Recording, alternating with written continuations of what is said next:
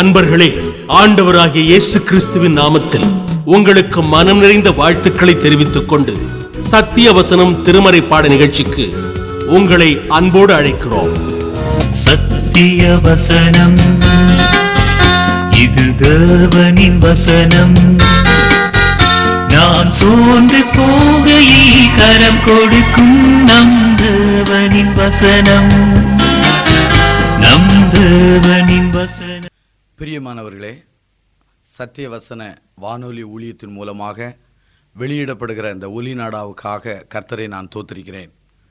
இயேசுவானவர் சிலுவையிலே மரிக்கும்போது அவர் கூறின 7 வார்த்தைகளை நாம் கற்று தியானிக்க கர்த்தர் உதவி செய்வாராக. ஒரு மனிதன் மடியும்போது அவன் கூறின வார்த்தைகள் மிக முக்கியமான வார்த்தைகள். ஒருவன் மரித்த உடனே மக்கள் கேட்கிறார்கள், அந்த மனிதன் என்ன கூறினான் என்று. ஆகவே சிலர் மரிக்கும்போது சில வார்த்தைகளை சொல்லிவிட்டு மரிக்கிறார்கள், சிலர் சொல்லாமலே மரித்து விடுகிறார்கள். நம்முடைய ஆண்டவராகிய இயேசுவானவர் சிலுவையிலே மனுகுலத்திற்காக தன்னை பாவ பலியாக ஒப்பு கொடுக்கும்போது அந்த சூழ்நிலையில் அவர் கூறின 7 வார்த்தைகளை நாம் கற்றுக்கொள்ளப் போகிறோம். அன்பானவர்களே, 7 என்கிற எண்ணானது பூரணத்தை குறிக்கின்றது. அவர் கூறின 7 வார்த்தைகளும் மிக பயபக்தியாக நாம் சிந்திக்க வேண்டிய வார்த்தைகள். இந்த 7 வார்த்தைகள் வழியாக அவருடைய வாழ்க்கையின் போதனைகள், அவருடைய சுவிசேஷத்தினுடைய சாராம்சங்கள் மொத்தமாக அதிலே விளக்கப்படுகின்றது. 7 வசனங்களை நாம் சிந்திக்கும் போது பயபக்தியோடு சிந்திக்க நாம் அழைக்கப்படுகின்றோம். நாம் இன்றைக்கு முதலாவது சிந்திக்கக்கூடிய முதல் வார்த்தை லூக்கா நற்செய்தி நூல் 23ஆம் அதிகாரம் 34வது வசனமாகும். அப்பொழுது இயேசு, பிதாவே, இவர்களுக்கு மன்னியும், தாங்கள் செய்கிறது இன்னதென்று அறியாதிருக்கிறார்களே என்றார். நம்முடைய ஆண்டவராகிய இயேசுவானவர் சிலுவையில் கூறிய முதல் வார்த்தை அது ஜெப வார்த்தையாகும். ஆண்டவராகிய இயேசுவானவர் பிதாவினுடைய ஒரே பேரான குமாரனாக இருந்த போதிலும் அவர் ஜெபத்திலே இடைவிடாமல் தரித்திருந்தார். இரவெல்லாம் ஜெபித்தார், பகலெல்லாம் ஊழியம் செய்தார்.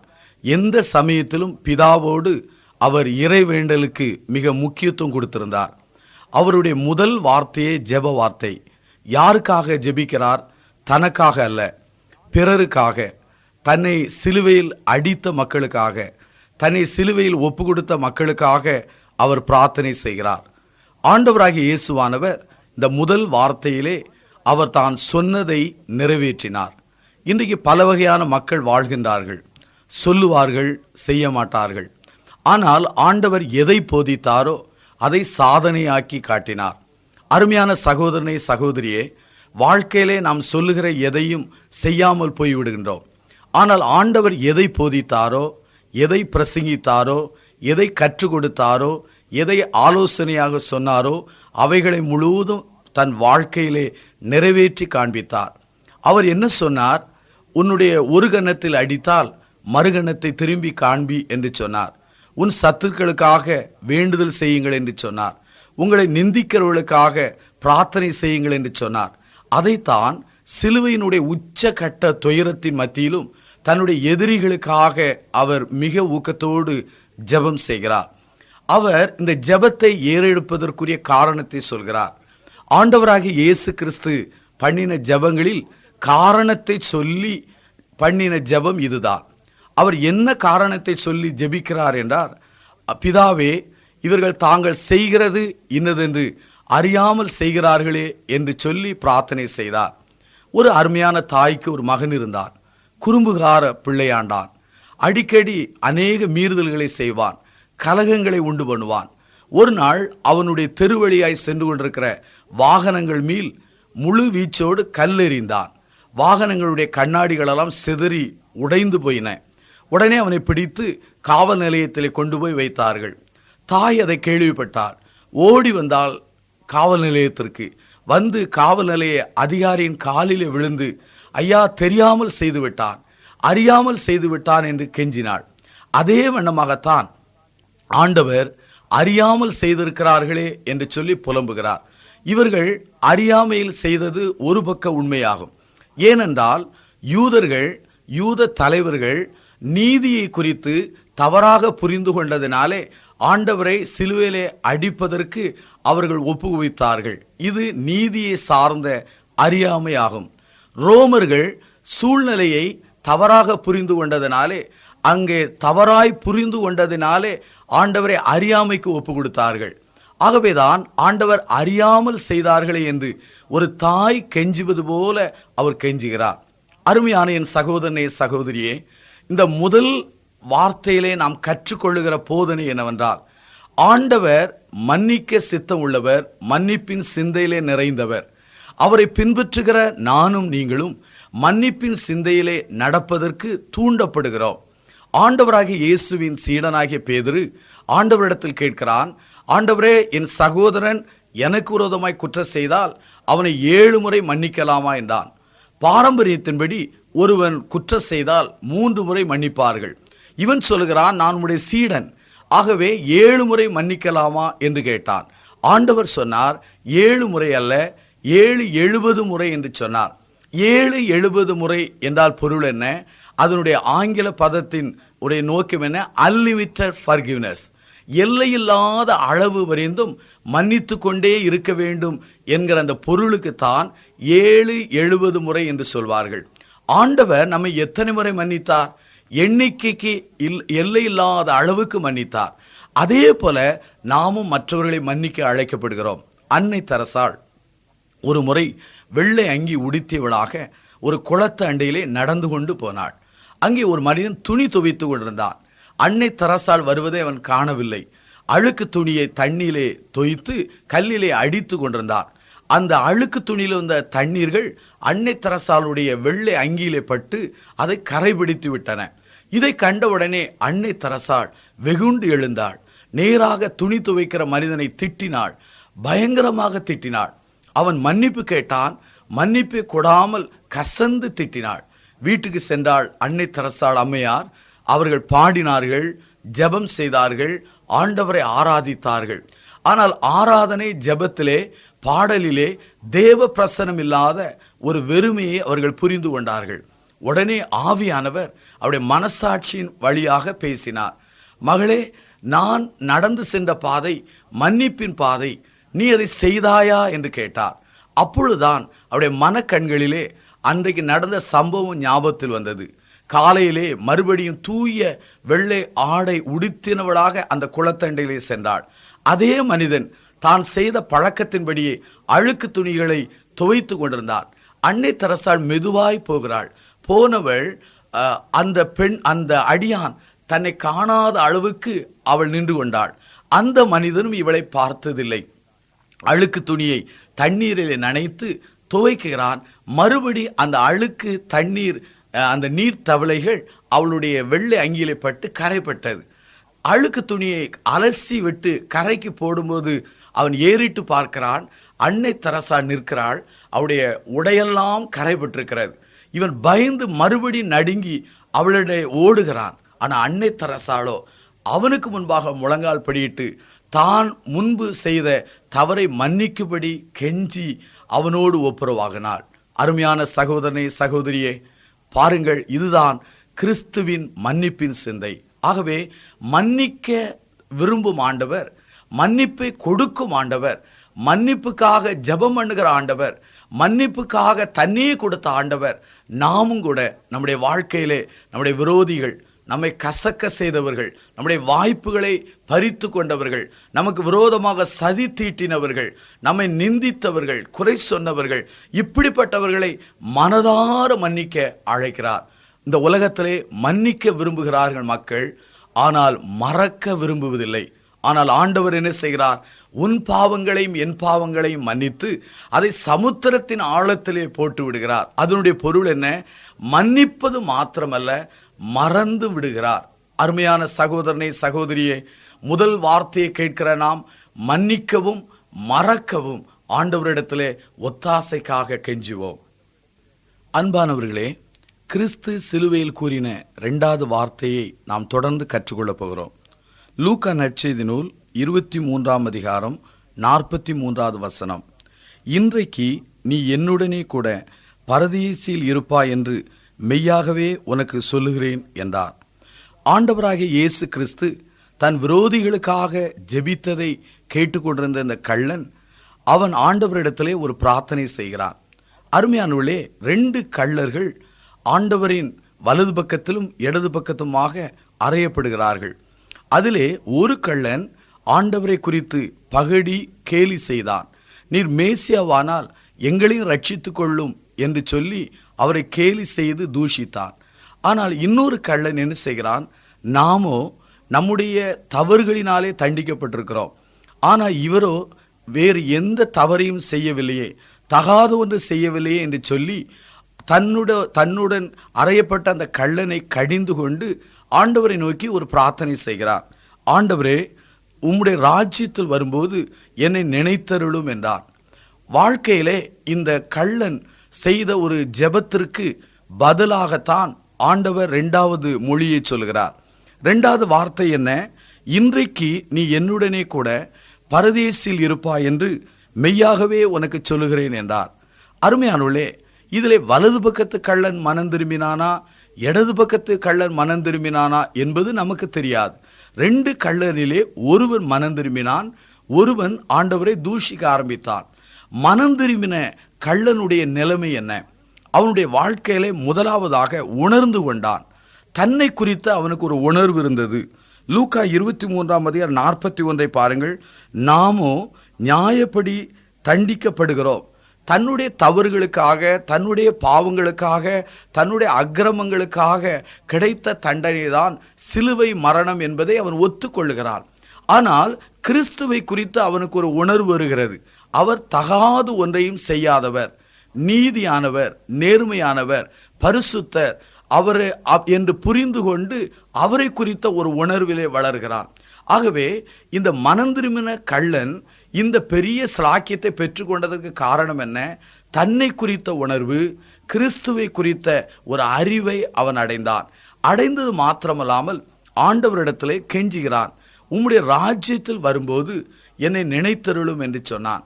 ஆண்டவரே, உம்முடைய ராஜ்யத்தில் வரும்போது என்னை நினைத்தருளும் என்று சொல்லும்போது அவன் ஆண்டவரை குறித்து 2 வார்த்தைகளை சொல்லி அழைக்கிறான். ஒன்று ஆண்டவரே, இன்னொன்று ராஜாவே.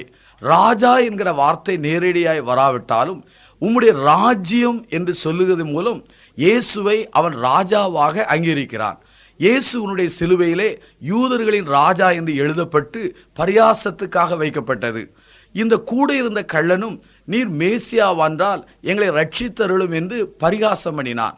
ஆனால் இவனோ மனஸ்தாபத்தோடு சொல்கிறான், ஆண்டவரே, உம்முடைய ராஜ்யத்தில் வரும்போது என்னை நினைத்தருளும். அவரை ராஜாவாக காண்கிறான், அவரை ஆண்டவராக காண்கிறான், அவரை நீதி உள்ளவராக காண்கிறான். கண்டு அவரிடத்தில் கெஞ்சினான். அருமையான சகோதரனே, சகோதரியே, வாழ்க்கையிலே மீட்கப்பட வேண்டும் என்றால் நாம் முதலாவது நம்மை குறித்தும் கிறிஸ்துவை குறித்த அறிவு அடைய வேண்டும், உணர்வு அடைய வேண்டும். 2வதாக நாம் அவரிடத்தில் கெஞ்ச வேண்டும். அவரை கெஞ்சும் போது ஆண்டவர் நம்முடைய பிரார்த்தனைக்கு பதில் தருகிறார். இந்த மனம் திரும்பின கள்ளன் இந்த காரியத்தை சொன்ன உடனே ஆண்டவர் சொல்கிறார், இன்றைக்கு என்னுடனே கூட பரதேசில் இருப்பாய் என்று மெய்யாகவே சொல்கிறேன் என்றார். இந்த 2ஆம் வார்த்தை ஜெபத்துக்கு தேவன் கொடுக்கிற பதிலாக காணப்படுகிறது. அதே சமயத்திலே எதற்கு வாய்ப்புகளும் வழிகளும் இல்லாவிட்டாலும் மனம் திரும்புவதற்கும் மீட்கப்படுவதற்கும் எத்தனையோ வழிகள் ஆண்டவர் வைத்திருக்கிறார் என்பதை நாம் புரிந்து கொள்ள முடிகிறது. எந்த சூழ்நிலையில், எந்த நிலையில் நீ வாழ்ந்தாலும் ஆண்டவரை நோக்கி நீ மீட்புக்காக பிரார்த்தனை செய்யும் போது ஆண்டவர் உனக்கு மீட்புக்குரிய கரத்தை நீட்டி உனக்கு அவர் உதவி செய்ய வல்லமை உள்ளவராயிருக்கிறார். பரதேசி என்கிற வார்த்தை மிக முக்கியமான வார்த்தை. திருமறையிலே 3 இடத்திலே பரதேசி என்கிற வார்த்தை வருகிறது. ஒன்று லூக்கா 23 43 வசனத்திலே. 2வதாக பவுலடிகளார் உன்னத அனுபவங்களை அடைகிறதை குறித்து எழுதும்போது 2 கொரிந்தியர் 12 3 வாக்கியத்திலே அங்கே பரதேசிக்குள் பிரவேசித்ததாக சொல்லப்படுகிறது. இன்னொரு இடத்திலே வெளிப்படுத்தும் விசேஷம் 2 ஜெயங்கொண்டவனுக்கு பரதேசின் மத்தியில் உள்ள ஜீவ விருட்சத்தின் கனியை புசிக்க கொடுப்பேன் என்று ஆவியானவர் திருவுளம் பற்றுகிறார் என்பதை நாம் வாசிக்க முடிகிறது. பரதேசி என்கிற வார்த்தையினுடைய சரியான பொருள் என்ன? தோட்டம் என்று பொருளாகும். தோட்டத்திலே பூக்கள் உண்டு, ஆனால் யூதர்கள் தோட்டம் என்று சொல்லும்போது வழிந்தோடுகிற நீரோடையும் நிழல் தரும் மரங்களைத்தான் அவர்கள் மனதில் வைப்பார்கள். அப்படியானால் துன்பத்திலே, துயரத்திலே, நம்பிக்கையில்லாத சூழ்நிலையிலே, தாகத்தோடு சிலுவையிலே தொங்கிக் கொண்டிருக்கிற அந்த மனிதனுக்கு ஆண்டவர், நீ என்னுடனே கூட பரதேசில் இருப்பா என்றால் பொருள் என்ன? உனக்கு நான் நிழல் தருவேன், உனக்கு தாகம் தீர்க்கிற வழிந்தோடு நீரோடையாக அந்த இடத்தை நான் தருவேன் என்பதாகத்தான் பொருளாகும். அருமையானவர்களே, பரதேசியினுடைய இன்னொரு பொருளும் ஏதேன் தோட்டம் போல் என்று சொல்வார்கள். அப்படியானால் பரதேசி என்றால் பொருள் என்ன? தேவனை தரிசிக்கும் இடம், தேவனோடு இளைப்பாறுகிற இடம், தேவனோடு ஐக்கியம் கொள்ளுகிற இடம். ஒரு மனிதன் மனம் திரும்பும் போது, ஒரு மனிதன் மனம் திரும்பி கெஞ்சும் போது, ஒரு மனிதன் மனஸ்தாபத்தோடு அவரண்டை நோக்கி பார்க்கும்போது, அவர் அந்த மனிதனுக்கு அவர் ரட்சிப்பை தருகிறார், மீட்பை தருகிறார், அவனுக்கு வாக்கை கொடுக்கிறார். சிலுவையிலே தொங்கும் போது கூட அவர் வாக்கு கொடுத்து, இன்றைக்கு என்னுடனே கூட பரதேசில் இருப்பாய் என்று சொன்னார். அருமையான சகோதரனே, சகோதரியே, இந்த அருமையான இந்த 2வது வார்த்தையிலிருந்து நாம் கற்றுக்கொள்ளுகிற போதனை என்ன? இன்றைக்கு எங்கு பார்த்தாலும் உடனடி என்கிற ஒரு வார்த்தையை பார்க்கிறோம். உடனடி சமையல், உடனடி காரியங்கள் எல்லாம் அடிக்கடி நாம் வாழ்க்கையிலே கேட்கிற ஒரு பதமாகும். ஆனால் கெஞ்சின உடனே அந்த சிலுவை மரணத்திலே ஆண்டவர் அந்த கள்ளனுக்கு உடனடியாக இன்றைக்கு என்னுடனே பரதேசில் இருப்பாய் என்று வாக்கு கொடுத்தார். ஆகவே ஆண்டவரை நோக்கி நாம் கெஞ்சும் போது நாம் மீட்கப்படுவதற்கு வாய்ப்புகள் இருக்கிறது. ஒருவேளை கொல்கதா மலையிலே, சிலுவையிலே கூட அந்த மீட்பின் பணியானது ஆரம்பித்து விடுகிறது. ஆகவேதான் இதிலிருந்து நாம் கற்றுக்கொள்ளுகிற பாடம் என்ன? ஆண்டவரை நோக்கி எந்த சூழ்நிலையில் எங்கு நாம் கெஞ்சினாலும் ஆண்டவர் நம்மை ஏற்றுக்கொள்ள வல்லவராயிருக்கிறார். அவர் ராஜா, ஆண்டவரே என்று அறிக்கை செய்கிறாயா? அருமையான சகோதரனே, சகோதரியே, நாம் அநேக வேளையிலே ராஜா என்று சொல்லுகிறோம், ஆண்டவரே என்று சொல்லுகிறோம். ஆண்டவர் என்றால் ஆளுகிறவர், ராஜா என்றால் ராஜரீகம் பண்ணுகிறவர். அநேக சமயங்களிலே வாழ்க்கையிலே எல்லா பகுதியும் நாம் ஆள ஒப்பு கொடுத்திருக்கிறோமா? எல்லா வாழ்க்கையின் ஒவ்வொரு நிலைகளையும் ஆண்டு கொள்ள நம்மை தத்தம் செய்திருக்கிறோமா? நம்மை தாழ்த்தி உணர்ந்து அவருக்கு தத்தம் செய்யும் போது அவர் நம்மை ஏற்றுக்கொண்டு நம்மை அவரோடு வாழக்கூடிய ஒரு கிருபையை தருகிறார். வாசல் படியில் நின்று கதவை தட்டுகிறார். ஒருவர் அவருடைய சத்தத்தை கேட்டு திறந்து கொடுப்பான். ஆனால் அவனோடு வாசம் பண்ணுவார், அவனோடு ஆகாரம் புசிப்பார் என்பதை திருமறையில் வாசிக்கிறோம். என்னுடைய வாழ்க்கையில கூட ஆண்டவரை ஏற்றுக்கொள்ளாத ஒரு மனிதனாயிருந்தேன்.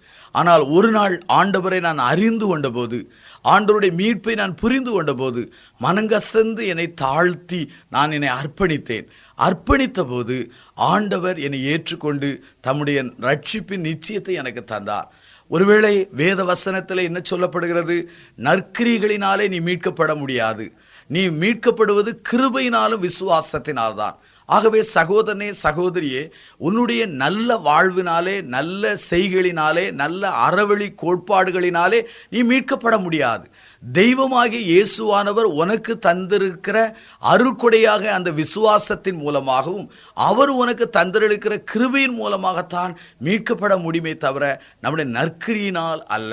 மீட்கப்பட்ட பிற்பாடு, அர்ப்பணித்த பிற்பாடு நாம் நற்கிரிகளை செய்ய கடனாளியாய் இருக்கிறோம் என்று வேதவசனம் சொல்கிறது. ஆகவே மனம் திரும்புகிற, மனஸ்தாபப்படுகிற எந்த மனிதனுக்கும் எந்த சூழ்நிலையிலும் மீட்பு உண்டு. ஆகவே இந்த செய்தியை கேட்டுக்கொண்டிருக்கிற சகோதரனே, சகோதரியே, உன் குடும்பத்திலே அநேகர் இன்னும் ஒப்பு கொடுக்கவில்லையே என்று நீ வருத்தப்பட்டு கொண்டிருக்கலாம்.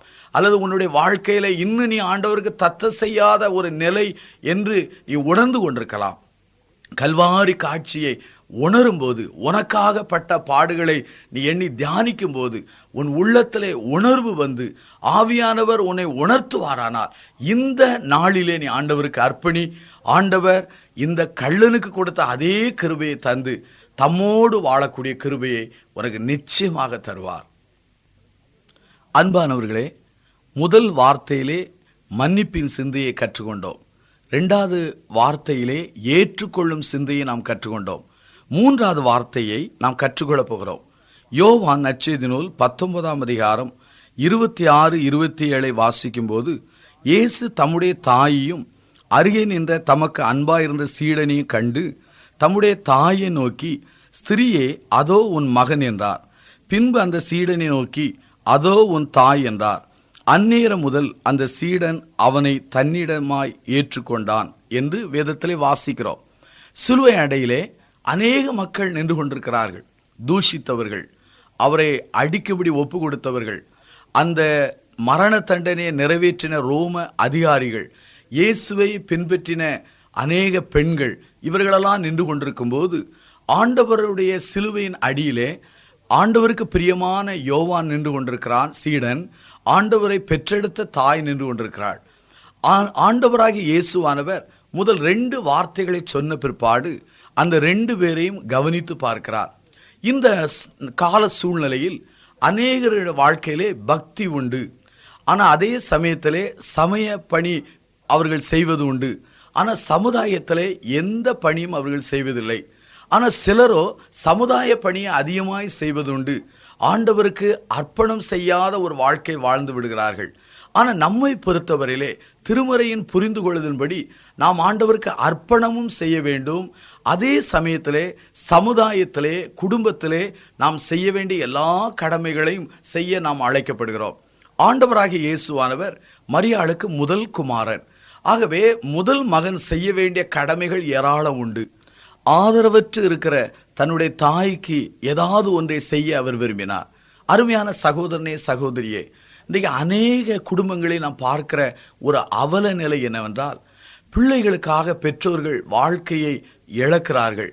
பிள்ளைகள் வளருவதற்காக தாங்கள் சம்பாதித்த பணத்தை செலவழிக்கிறார்கள். பிள்ளைகளை ஆளாக்குறார்கள், திருமணம் முடித்து கொடுக்கிறார்கள், நல்ல இடத்திலே வைத்து விடுகிறார்கள். ஆனா வயதான பிற்பாடு முதிர்ந்த பெற்றோர்களை, தாயை தகப்பனை அநேகர் கவனிப்பதில்லை, பராமரிப்பதில்லை, நேசிப்பதில்லை, சரியாக நடத்துவதும் இல்லை. இது நாம் நம்முடைய சமுதாயத்திலே காண்கிற ஒரு அவல நிலையாகும். ஆண்டவர் இந்த சமுதாயத்திற்கு அவர் கொடுக்கிற, சிலுவையில கொடுக்கிற ஒரு நடைமுறை போதனையை தான் 3வது வார்த்தையிலே நாம் கற்றுக்கொள்ள போகிறோம். தாயை பார்த்து சொல்கிறார், அதோ உன்னுடைய மகன் என்று சொல்லி யோவானை சுட்டி காண்பிக்கிறார். யோவானை பார்த்து சொல்கிறார், அதோ உன் தாய் என்று சொன்னார். ஏனென்றால் இயேசுவை பின்பற்றுகிற சீடனாகிய யோவானுக்கு அவர் இயேசுவானவர் மரித்து விட்டால் என்ன செய்வது என்கிற ஒரு திகைப்பு இருந்திருக்கலாம். ஒருவேளை இயேசுவின் தாயாகிய மரியாளுக்கு இயேசுவானவர் மரித்து விட்டால் ஒருவேளை என்னுடைய எதிர்காலம் என்ன ஆகும் என்கிற ஒரு அவநம்பிக்கை இருக்கலாம். 2 பேருக்கும் சரியான தீர்வை கொடுக்கிறார். இதோ உனக்கு அவன் மகனாக இருக்கிறான், தாயே உனக்கு அவன் மகனாக இருக்கிறான், சீடரை பார்த்து உனக்கு அவர்கள் தாயாக இருக்கிறார்கள் என்று சொல்லி அவர்களுக்கு பொறுப்புகளையும் உறவுகளையும் உருவாக்கி கொடுக்கிறார். அருமையான என் சகோதரனே, சகோதரியே, சிலுவை அண்டையிலே வரும்போது 2 காரியங்கள் நமக்கு கிடைக்கின்றன. ஒன்று புதிய உறவுகள், 2வது புதிய பொறுப்புகள். ஒருவேளை இயேசு கிறிஸ்துவை ஏற்றுக்கொள்ளும் போது நாம் ஒரே குடும்பத்தில் பிறக்காவிட்டாலும், ஒரே இனத்தில் பிறக்காவிட்டாலும், ஒரே மொழியிலே பேசுகிறவர்களாக காணப்படாவிட்டாலும், உலகத்தில் இருக்கிற எல்லா கிறிஸ்தவர்களுக்குள்ளே, ஊழியர்களுக்குள்ளே ஆண்டவருடைய அன்பின் அடிப்படையிலே ஒரு புதிய உறவுகள் கிடைக்கின்றன. அதே சமயத்திலே உறவுகள் மாத்திரம் கிடைக்கிறதை மாத்திரம் கற்றுக்கொண்டால் போதாது, உறவுகளோடு பொறுப்புகளை கொடுக்கிறார். யோவானுக்கு தாய் என்கிற உறவை மரியாளிடத்தில் உருவாக்கி கொடுத்தார் இயேசுவானவர். மரியாளுக்கு மகன் என்கிற உறவை யோவான் மூலமாக உருவாக்கி கொடுத்தார். இந்த உறவுகளோடு அவர்களுக்கு ஒரு பொறுப்புகளை கொடுக்கிறார். என்ன பொறுப்பு? சீடனுக்கு தாயை பராமரிக்கிற பொறுப்பு. அதே சமயத்தில் தாய்க்கு யோவானை மகனாக ஏற்றுக்கொள்கிற பொறுப்பு. இந்த பொறுப்புகளை அவர்கள் கடைசி பரிந்தும் நிறைவேற்றினதை பாரம்பரிய வரலாற்றிலே நாம் காண முடிகின்றது. அருமையான சகோதரனே, சகோதரியே, நீ எந்த சூழ்நிலையில் இருந்தாலும், உறவு இல்லையே, ஒருவேளை நட்பு இல்லையே, சிநேகிதர்கள் இல்லையே, உறவினர்கள் இல்லையே, அண்ணன் இல்லையே, தங்கை இல்லையே என்கிற கவலையோடு நான் ஒரு அனாதை என்கிற நிலையிலே நீ எண்ணிக்கொண்டிருக்கலாம். ஆனா இயேசுவை ஏற்றுக்கொள்ளும் போது உனக்கு இயேசுவின் சிலுவையின் வழியாக, இயேசுவின் மீட்பின் வழியாக, இயேசுவை ஏற்றுக்கொண்ட அந்த விசுவாச கூட்டத்தாரோடு நீ இணைக்கப்படுகிறதுனாலே ஒரு பெரிய விசுவாச குடும்பத்திலே நீ அங்கமாக மாறிவிடுகிறாய். அதே சமயத்தில் உனக்கு பொறுப்பு இருக்கிறது. விசுவாச கூட்டத்தாரை நேசிக்கவும், விசுவாச கூட்டத்தாருக்கு நீ செய்ய வேண்டிய கடமைகளை செய்யவும் உனக்கு பொறுப்பு இருக்கிறது. திருச்சபையானது தேவன் நமக்கு கொடுத்த ஒரு மகா பெரிய குடும்பம். அந்த குடும்பத்திற்கு கிறிஸ்து தகப்பனாக இருக்கிறார், கிறிஸ்துவே தலையாக இருக்கிறார். ஆகவே அந்த திருச்சபையோடு இணைக்கப்பட்ட நாம் திருச்சபையிலே அன்பு கூறவும், திருச்சபைக்கு நாம் செய்ய வேண்டிய கடமைகளை செய்யவும் நாம் அழைக்கப்படுகிறோம். ஆகவேதான் இந்த 3வது வார்த்தையிலே நாம் கற்றுக்கொள்கிற போதனை என்ன? கிறிஸ்துவின் அண்டையிலே வருகிறவர்களுக்கு புதிய உறவுகள், புதிய பொறுப்புகள் கிடைக்கின்றன. ஒரு அருமையான ஒரு மகன், அவன் தகப்பனாருக்கு ஒரே மகன், தாய் இறந்து போனாள். தகப்பன் இவரை கண்மணி போல வளர்த்தார், படிக்க வைத்தார், வேலை வாங்கி கொடுத்தார், திருமணம் முடித்து கொடுத்தார். என்ன நடந்தது? அவர் ஒரே ஒரு கூட்டு குடும்பத்திலே வாழ்ந்து வந்தார்கள். மகன், மருமகள், இந்த வயதான தகப்பன். மருமகளுக்கும் மாமனாருக்கும் ஒத்து போகவில்லை. ஒரு நாள் மருமகளாகிய அந்த பெண்மணி தன் புருஷனை பார்த்து சொன்னாள், ஒன்று நான் இருக்க வேண்டும், அல்லாவிட்டால் உம்முடைய தகப்பன் இருக்க வேண்டும். தகப்பனாரிடத்தில் மகன் இதை விவரித்தான். உடனே தகப்பனை பார்த்து சொன்னான், நீர் வயதாகி விட்டது, நீர் வாழ்ந்து முடிந்து விட்டீர், நான் வாழ வேண்டியவன்.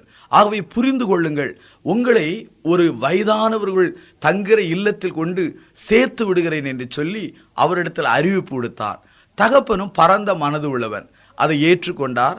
தகப்பனும் மகனும் 2 பேரும் நடந்து அந்த அநாத விடுதிக்கு போகிறார்கள். மகனானவன் தன் தகப்பனை இங்கு சேர்ப்பதற்காக அழைத்து கொண்டு போகிறார். ஒரு தெருவை கடந்து செல்கிறார்கள். இன்னொரு தெருவுக்கு செல்லும் போது தகப்பன் கதறி கதறி அழுகிறான். உடனே மகனுடைய உள்ளம் எழுகின்றது. தகப்பன் கரத்தை பிடித்து ஏன் அழுகின்றீர்கள் என்று கேட்டான். தகப்பன் சொன்னார், நீ என்னை அநாத விடுதியிலே ஆதரவற்றோர் இல்லத்திலே கொண்டு சேர்ப்பதற்காக நான் வருத்தப்படவில்லை. பல ஆண்டுகளுக்கு முன்பாக உன் தாயின் பேச்சை கேட்டு என் தகப்பனை இதே தெருவிலே அழைத்து சென்று அதே அநாத விடுதலை சேர்த்ததை நினைத்து அது எனக்கு திரும்ப வந்துவிட்டதே என்று தான் அழுகிறேன், புலம்புகிறேன் என்று சொன்னான். அருமையான சகோதரனே, சகோதரியே, வாழ்க்கையிலே நாம் எதை செய்கிறோமோ அதையே நாம் அறுப்போம், எதை விதைக்கிறோமோ அதையே அறுப்போம். ஒருவேளை மாம்சத்திற்கென்று விதைத்தால் மாம்சத்துக்கென்று அறுப்போம், ஆவிக்கென்று விதைத்தால் ஆவிக்கென்று அறுப்போம். ஆகவே நாம் இன்றைக்கு நம்முடைய வயதான பெற்றோர்களுக்கும் முதியோர்களுக்கு செய்யக்கூடிய காரியங்கள் நமக்கு திரும்ப வராது என்று யாரும் தடை சொல்ல முடியாது. திரும்ப வருவதற்கு வாய்ப்புகள் இருக்கிறது. நாம் நம்முடைய பெற்றோர்களை நடத்துகிறதை நம்முடைய பிள்ளைகள் பார்க்கிறார்கள். நாம் நம்முடைய பெற்றோர்களை என்ன சொல்லி அழைக்கிறோம் என்பதை நம்முடைய பிள்ளைகள் கவனித்துக் கொண்டிருக்கிறார்கள். அதே பிள்ளைகள் நாம் முதிர் வயது அடையும் போது நம்முடைய வாழ்க்கையிலே அதை திரும்ப செய்வதற்கு வாய்ப்புகள் உண்டு. ஆகவேதான் பெற்றோர்களை, முதியோர்களை நாம் செய்ய வேண்டிய கடமைகளை செய்ய வேண்டும். யூதர்கள் பெற்றோர்களுக்கு குர்பான் என்கிற காணிக்கையை கொடுத்துவிட்டு ஒதுங்க முற்பட்டார்கள். ஆனால் ஆண்டவர் தான் சிலுவையிலே மடியும் போது கூட தன்னுடைய தாய்க்கு செய்ய வேண்டியதை செய்தார். சகோதரனே, சகோதரியே, உன் தகப்பனாருக்கு கடிதம் எழுதுகிறாயா? உன் தகப்பனாருக்கு, தாயாருக்கு அவருடைய வயதான காலத்திலே உன்னுடைய சம்பாத்தியத்தில் ஏதாவது ஒன்றை அனுப்புகிறாயா? ஏழைக்கு கொடுக்கிறாய், சபைக்கு கொடுக்கிறாய், மிஷனரி ஊழியத்துக்கு கொடுக்கிறாய், பரவசமாக மொழி பேசுகிறாய், ஆவியிலே நிரம்புகிறாய், பல்வேறு பணிகளில் தேவன் உன்னை பயன்படுத்துகிறார். இத்தனை இருந்து உன் வாழ்க்கையிலே நீ உன்னுடைய பெற்றோருக்கு நீ உதவி செய்யவில்லை என்றால் உன்னுடைய பக்தியானது ஒருவேளை குறைவுள்ள பக்தியாக மாறிவிடுவதற்கு வாய்ப்பு இருக்கிறது. ஆகவேதான் ஆண்டவர் அண்டையிலே வரும்போது புதிய உறவுகள், புதிய பொறுப்புகள் கிடைக்கின்றன.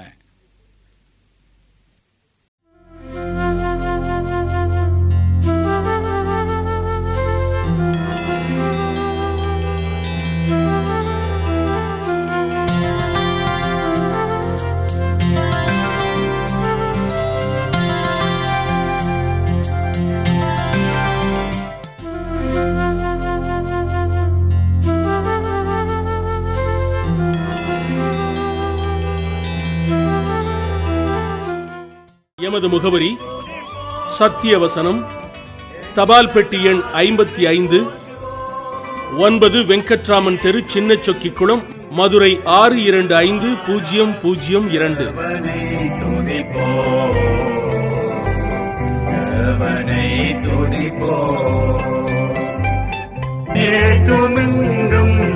என்றும் மாறா தேவனை துதி